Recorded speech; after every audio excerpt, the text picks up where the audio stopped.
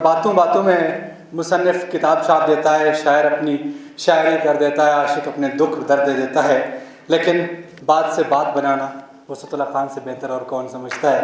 गुजारिश करूँगा जनाब वसतुल्लाह खान साहब से।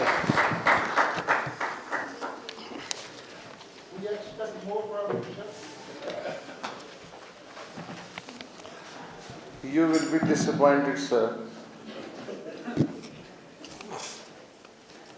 अभी मैं सुन रहा था, इससे पहले का सेशन भी सुना, ये सेशन भी ख़ासी तालीम हुई। 3 घंटे पहले तक मैं बलोची सहाफ़त और लिटरेचर की हिस्ट्री से जितना वाकिफ़ था, उसके मुकाबले में जब मैं कराची जाऊंगा कल, तो शायद 4-5 गुना ज़्यादा मेरे इल्म में इजाफ़ा हो जाए। तो इससे मेरा ख़्याल है कि सबसे ज़्यादा फ़ायदा अगर इस गैदरिंग में किसी एक शख्स को होगा तो वो मैं हूँ। ये रिसाला मेरे सामने बलोची ज़िंद पड़ा है, उसमें मैं देख रहा था कि ये कब शुरू हुआ और ये 20 साल कैसे हुए। 12 अक्टूबर 1999 को जनरल परवेज़ मुशर्रफ साहब ने इक़्तिदार संभाला, लेकिन अक्टूबर में एक अच्छा काम भी हुआ कि बलोची ज़िंद का इजरा हुआ।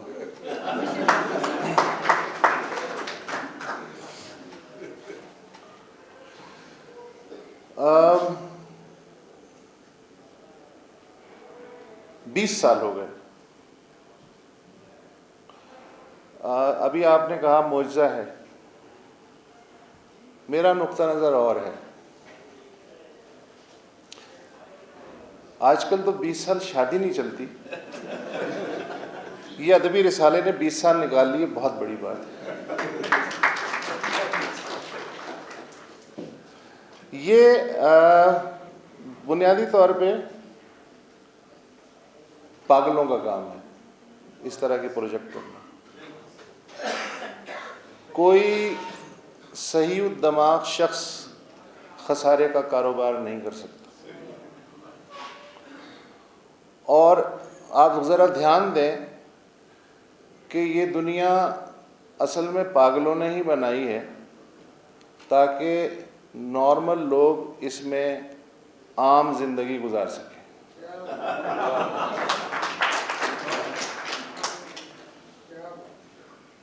एक पिछले सेशन में किसी ने कहा कि सरकारी सरपरस्ती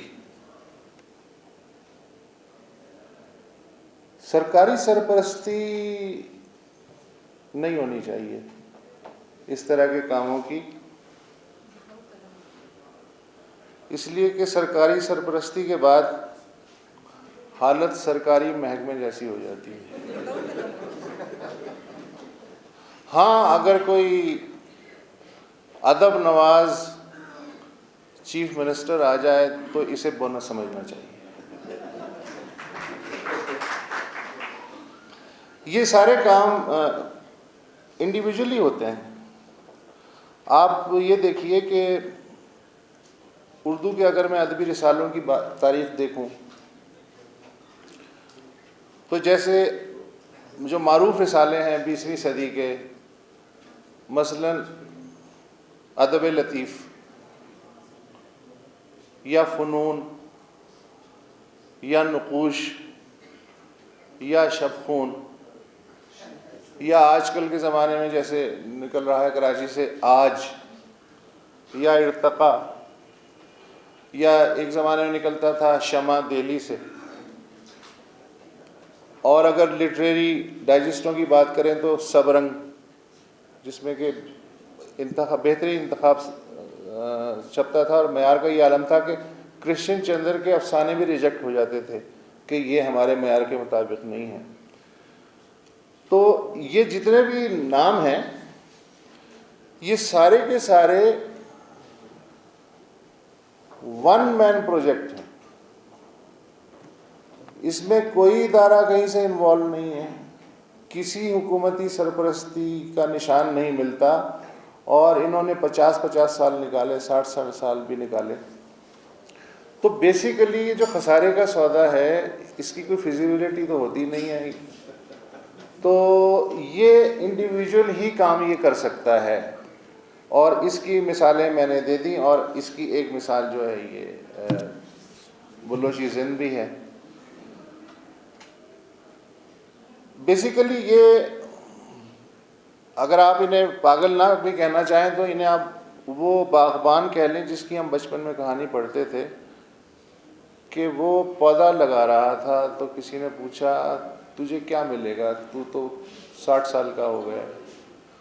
तो उसने कहा है मेरे बुज़ुर्गों ने ये दरख्त लगाए, उनका फल मैं खा रहा हूँ, इस पौधे का फल जो है मेरी आइंदा नस्लें खाएंगी।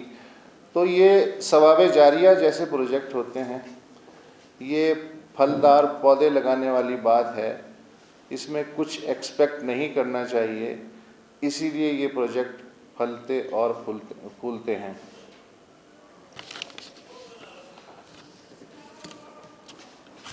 लतीफ़ बलोच साहब ने एक बड़ी ज़बरदस्त बात की कि हम हर तरह के लिटरेचर पे बात करते हैं मगर पॉलिटिकल लिटरेचर पे बहुत कम बात होती है। ये बात खासी हद तक दुरुस्त है, लेकिन मेरा ये मानना है कि पूरा लिटरेचर ही पॉलिटिकल होता है।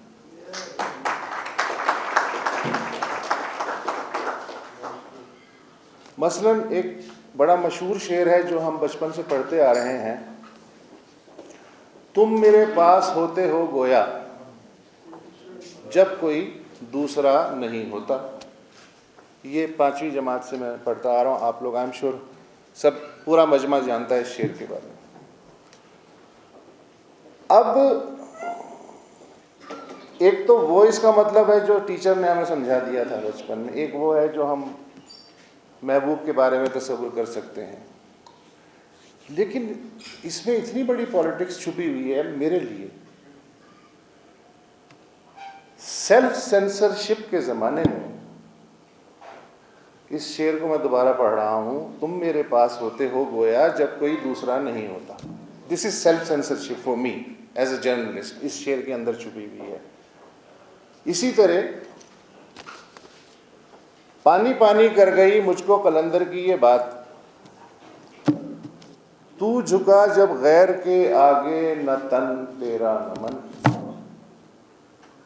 इसकी 1000 इंटरप्रिटेशंस हो सकती हैं। जो फौरी आज के दिन की इंटरप्रिटेशन है इस शेर की, वो ये है खां साहब का कुआलालंपुर ना जाना। तो शेर तो ताज़ा ही होता है, शेर पॉलिटिकल ही होता है। उस एंगल से आप सोचेंगे आपको हर चीज़ में जो है पॉलिटिक्स नज़र आएगी। आमिर राना साहब ने कहा पिछले सेशन में, उन्होंने कहा कि 35 ज़बानें पाकिस्तान में हैं जो ख़तरे में हैं।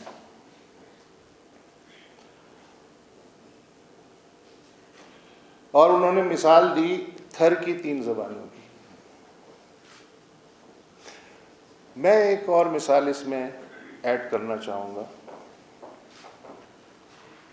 वो है पंजाबी।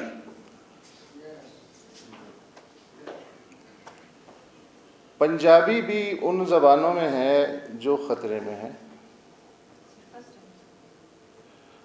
मैं अर्ज़ करता हूँ क्यों। एक आपको शायद याद हो 90s में एक अखबार निकला था लाहौर से पंजाबी का, लहरा के नाम से था क्या, लहरा के नाम से। वो कॉमरेडों ने कुछ चंदा वंदा करके निकाला था और बेनज़ीर भुट्टो का ज़माना था।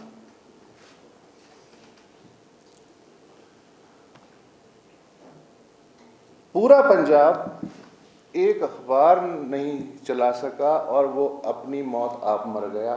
जब पैसे ख़त्म हो गए उन कॉमरेडों के पास तो वो अखबार भी मर गया। हुकूमत पंजाब ने एक इश्तिहार उसे देना गवारा नहीं किया। पंजाब ने हुकूमत चला ली, ज़बान नहीं चला सका।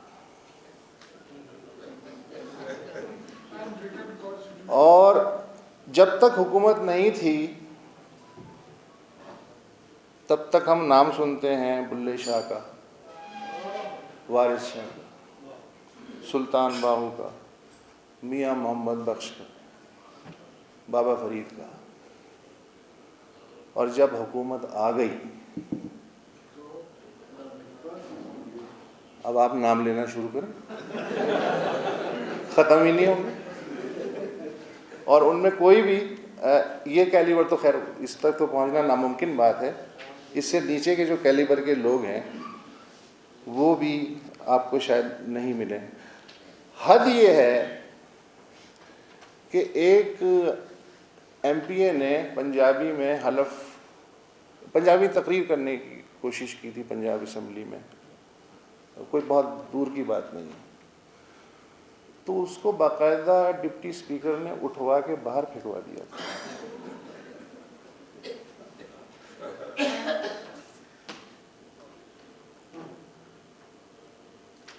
और सबसे ज़्यादा जो ज़्यादती की है, हर ज़बान में रोल मॉडल्स होते हैं। मसलन बलोची में मैं समझता हूँ कि जैसे मस्त तवक्कली है, या पश्तो में रहमान बाबा है, खुशहाल खान खट्टर। हमारे मॉडर्न जो अगर पंजाब का देखा जाए तो उसमें फैसल, इकबाल, काश वो पंजाबी में भी कुछ लिख लेते तो एक रोल मॉडल, एक मिसाल हो जाती, शायद उससे उस ज़बान के पौधे को कुछ पानी मिल जाता। अच्छा, मैं ये सारी बातें क्यों कर रहा हूँ? मैं कोई पंजाबी की वकालत करने नहीं आया हूँ। मैं ये बात इसलिए कर रहा हूँ कि अगर पंजाब को अपनी माँ बोली की कदर कीमत मालूम होती तो फिर उसे बंगाली की तकलीफ भी मालूम होती, और बलोची की भी होती, और सिंधी की भी होती, और पश्तो की भी, और सराइकी की भी होती। तो जब आप अपनी ज़बान से बेनियाज हो तो बाकी ज़बानों के साथ जो हो आपका प्रॉब्लम नहीं है। तो असल में पंजाबी के साथ जो ट्रेजिडी हुई है वो हम सबके साथ हुई है, उसका असर हम सब पे पड़ा है। ये मिसाल मैं इसलिए देना चाह रहा था आपको। बहुत डीप बात की आपने।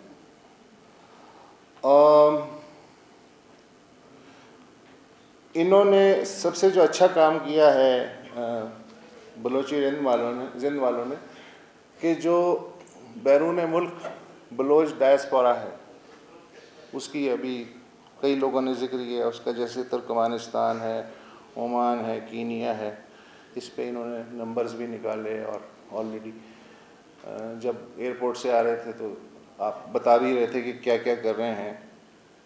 मैं ऐसे ही मुफ्त में एक मशवरा देना चाह रहा हूँ। मुझे नहीं पता कि वो नंबर्स निकले हैं या नहीं, लेकिन अगर नहीं निकले तो उनकी बहुत ज़रूरत है। एक तो हिंदुस्तान में भी बलोच हैं और दिल्ली में 3 मोहल्ले हैं बलोचों के,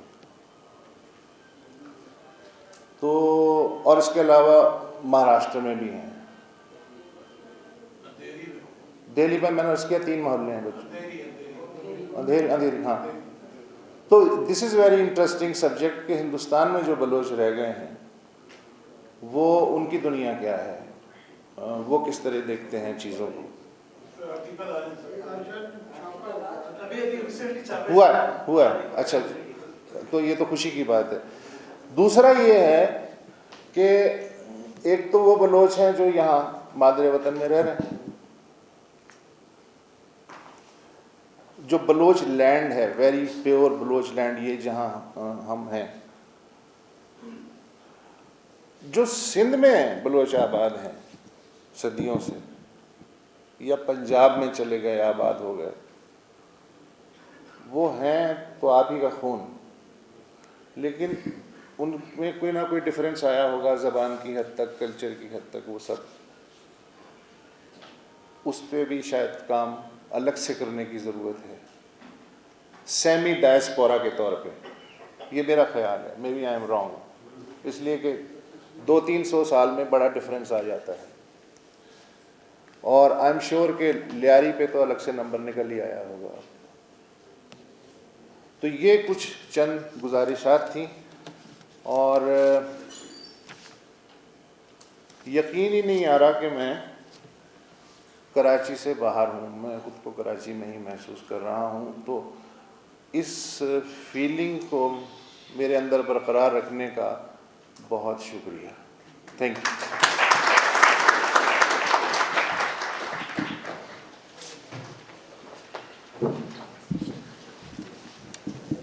बहुत शुक्रिया। खूबसूरत अंदाज़ गुफ्तगू जो हम रेडियो में सुनते आ रहे हैं, आज फिर अगर हम थोड़ी देर के लिए अपना चेहरा उधर मोड़ रहे थे, हमें ये लग रहा था कि मैं फिर वही आवाज़ रेडियो में एज इट इज़ सुन रहा हूँ।